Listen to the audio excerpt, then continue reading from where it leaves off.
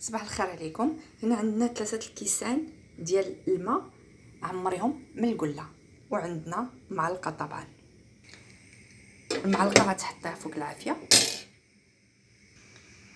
هنا سخنت لينا المعلقه، غتاخديها تحطيها في الكاس. نرجعوا المعلقه بالعافيه.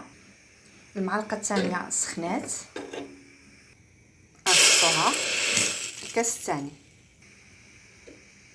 هنايا سخنات المعلقه الثالثه،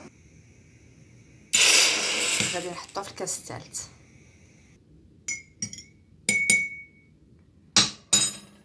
الكاس الاولاني اللي درنا فيه المعلقه الاولاني غادي الصباح تنوضي وتشربيه على الريق، ومن بعد ساعه عاد في الطريق. قبل ما تشربيه على الريق قراي عليه الرحمن 50 مره، بسم الله الرحمن الرحيم 100 مره، وعاد شربيه ومن بعد ساعه فطري.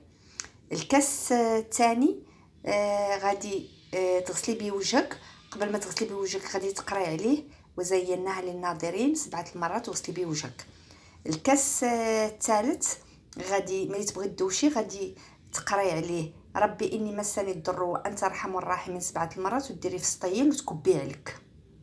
هاد الوصفه اللي عطيتكم ديال 3 الكيسان راها كتنقي اللي ديال المعلقه، كتنقي الجسم من السحر اللي هو الكاس الاول، من السحر المأكول والمشروب.